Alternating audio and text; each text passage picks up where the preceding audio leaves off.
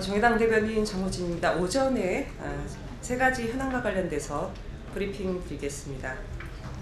오늘 전두환 씨가 80년 5월 이후 39년 만에 광주 법정에 서게 됐습니다. 골프 칠 때는 멀쩡하다가도 법원 출석을 앞두고는 알츠하이머, 감기를 핑계로 해서 법정 출석을 하지 않다가 강제 구인장이 발부되고야 나서 출석하게 됐습니다. 전두환 씨는 권력을 찬탈하고 군인을 앞세워 자신을 반대한 시민을 학살한 반란 수괴입니다. 그럼에도 단 한 번도 반성하거나 사죄하지 않았습니다. 오히려 회고록에서는 5.18을 폭동으로 규정하고 본인을 5.18 광주의 재물이라고 주장하는 등 정말 알츠하이머에 걸리지 않고서야 인간이 이 정도로 철면피인가 싶은 대목이 참 많았습니다. 제대로 단죄하지 못한 미안의 5.18로 인해 지금 대한민국 국민들은 심각한 후유증에 시달리고 있습니다.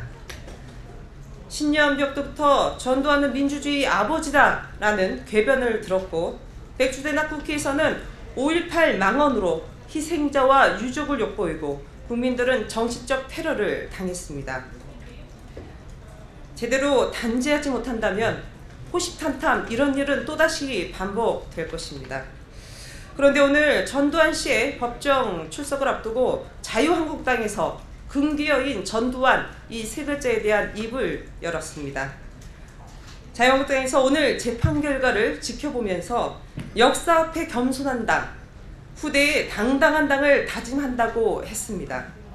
역사 앞에 겸손한 당, 후대에 당당한 당을 다짐하는 거 좋습니다만 정말 진정성을 가지려면 자유한국당에서 지금이라도 당장 5.18 망언 3인방에 대한 징계부터 해놔야 하는 것 아닙니까?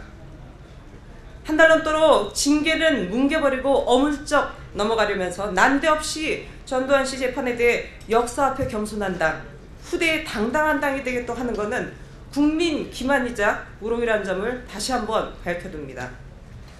이번 재판은 전 씨가 5.18 영령과 유족에 그리고 국민 앞에 속죄할 마지막 기회입니다. 끝까지 거짓말과 뻔뻔함으로 생을 마감할 것인지 아니면 다시 한번 생을 마감할 것인지 아니면 국민 앞에 속죄할 것인지 선택의 기로에 서 있는 것입니다. 무고한 국민을 살해한 최종 책임자로서 5.18 진실을 밝히는데 겸허한 자세로 협조하길 바랍니다.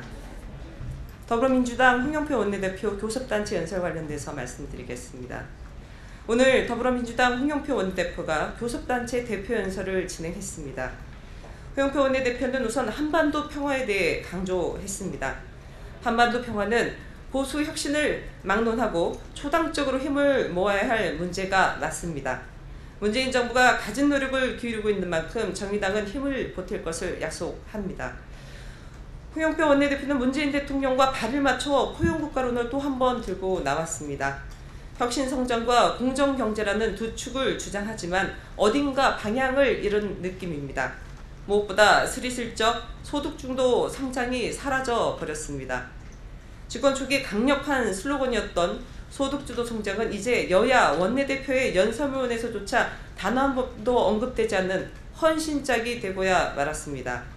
각계의 의견을 수렴하겠다던 경사노위는 일방적인 탄력근로제 추진으로 방향을 잃고 민주노총을 비롯해 청년, 여성, 비정규직 대표가 불참을 선언한 상황이 되었습니다.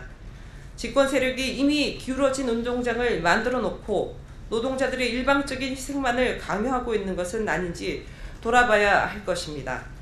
아울러 노동안정성과 노동유연성이 병립할 수 있는 개념인지 또한 의문입니다. 대화와 타협의 정치를 복원하는 건 여당이 마땅한 책무이지만 결코 묵과해서는 안 될 일이기도 합니다. 5.18 모독의원에 대한 국민들의 공분이 가라앉지 않고 자유한국당은 자체 징계조차 어물쩍 넘어가려 하고 있습니다. 5.18 모독은 대한민국 민주주의를 모독한 것과 마찬가지입니다.